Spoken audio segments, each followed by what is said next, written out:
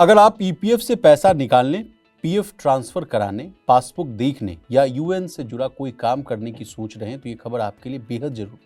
EPFO 26 जून से 28 जून 2026 तक अपने ऑनलाइन क्लेम प्रोसेसिंग पोर्टल को बंद रखने जा रहा है।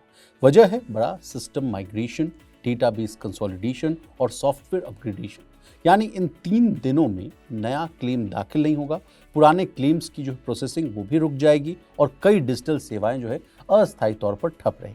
हालांकि ईपीएफओ का कहना है कि ये कदम जो है भविष्य में तेज, सुरक्षित और ज्यादा भरोसेमंद सर्विस देने के लिए उठाया जा रहा है। खास बात ये भी है कि इस बीच ईपीएफओ यूपीआई और एटीएम के जरिए पीएफ निकासी जैसी बड़ी सुविधाएं लाने की तैयारी में, जिससे आगे पीएफ निकालना पहले के मुकाबले काफी आसान हो जाएगा। तो ये रही इस कहानी की इंट्रो। चलिए तफसील से जो है आसान भाषा में विस्तार से पूरी खबर को जो है डिकोड करने की कोशिश करते हैं। तो नमस्कार, आप देख रहे हैं मनी 9, मैं हूं आपके साथ विशाल शर्मा। तो सबसे पहले ईपीएफओ का ऑनलाइन पोर्टल कब बंद रहेगा ये समझ लेते हैं। देखिए, ईपीएफओ का ऑनलाइन क्लेम सबमिशन और प्रोसेसिंग पोर्टल 26 जून 2026 की रात 12 बजे से लेकर 28 जून 2026 की रात 11:59 बजे जब तक है, मतलब 12 बजने से ठीक 1 मिनट पहले तक जो है बंद रहेगा। यानी पूरा 3 दिन जो है ऑनलाइन क्लेम से जुड़ी जितनी भी जो सर्विसेज हैं वो प्रभावित रहेंगी। 29 जून 2026 की रात 12 बजे से जो है सर्विसेज फिर से शुरू हो जाएगी। अब अगला सवाल आपके मन में ये आ रहा होगा कि पोर्टल बंद करने की वजह क्या है। तो देखिए, ईपीएफओ अपने सिस्टम को और मजबूत बनाने के लिए बड़ा जो है तकनीक यानी जो है टेक्नोलॉजी पर जो है काम कर रहा है। क्या क्या होगा नया समझ लेते हैं। डेटाबेस कंसोलिडेशन, यानी इसको आसान भाषा में कहें तो अलग अलग डेटा को बेहतर तरीके से जो है व्यवस्थित किया जाएगा और एकीकृत यानी जो है इंटीग्रेट किया जाएगा। सॉफ्टवेयर अपग्रेडेशन किया जा सकता है। सिस्टम माइग्रेशन होगा ताकि आगे जो है सर्विस पहले से जो है वो बेहतर हो सके। ईपीएफओ का मकसद क्या है ये भी समझ लेते हैं बात।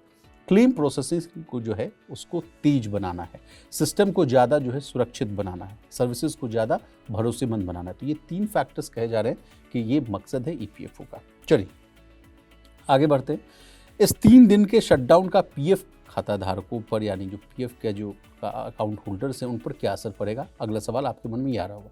देखिए, इन 3 दिनों में ईपीएफओ की कई ऑनलाइन सर्विसेज जो हैं वो बंद रहेगी, इसलिए खाता धारकों को थोड़ी परेशानी हो सकती है। अब अगला सवाल आपके मन में आ रहा होगा कि क्या क्या जो काम है वो नहीं हो पाएंगे। तो समझ लेते हैं।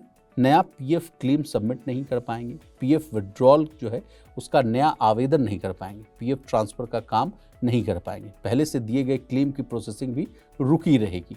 ई पासबुक जैसे कुछ जो है डिजिटल सेवाएं वो भी प्रभावित रहेंगी, ईसीआर फाइलिंग प्रभावित रहेगी, यूएन को अकाउंट से लिंक करने जैसे काम भी नहीं हो पाएंगे। अगला सवाल होगा कि किसे जो है ज़्यादा दिक्कत हो सकती है। तो देखिए, जिन्हें तुरंत पीएफ निकालना हो उनको बड़ा परेशानी हो जाएगा।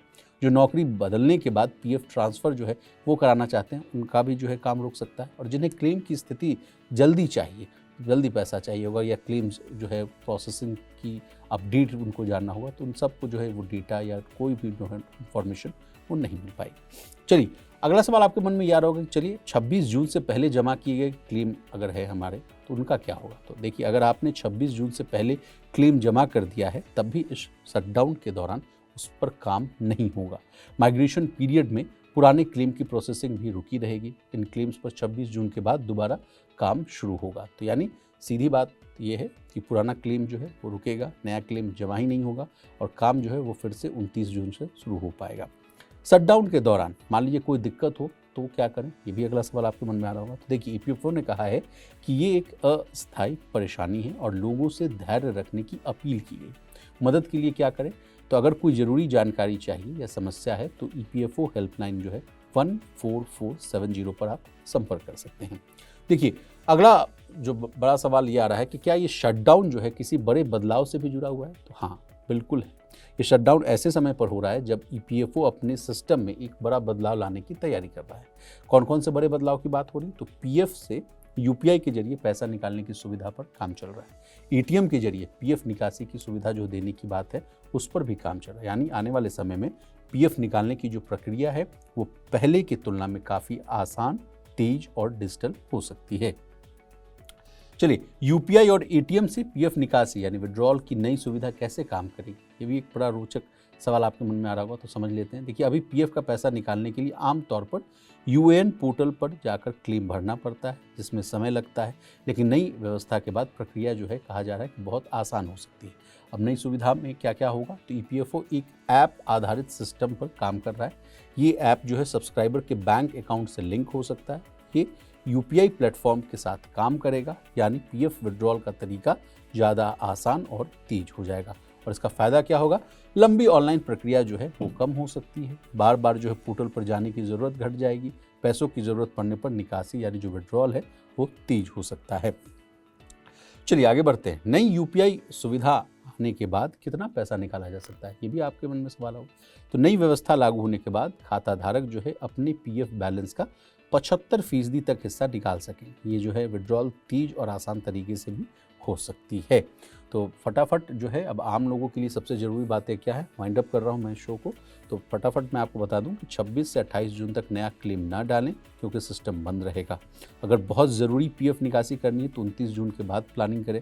अगर क्लेम जो है पहले से डाला हुआ है तो उसकी प्रोसेसिंग जो है उसमें देरी हो सकती है। और किसी ज़रूरी मदद के लिए 14470 पर जो है जो हेल्पलाइन नंबर है, इस पर आप संपर्क कर सकते हैं। तो ये रही ईपीएफओ पीएफ बैलेंस को लेकर सबसे ताज़ा तरीन अपडेट। आपको हमारी कहानी कैसी लगी, कमेंट करके जरूर बताइएगा। इसी तरह देश, दुनिया और बिजनेस जगत से जुड़ी तमाम ताज़ा तरीन खबरों के लिए बने रहिए हमारे साथ।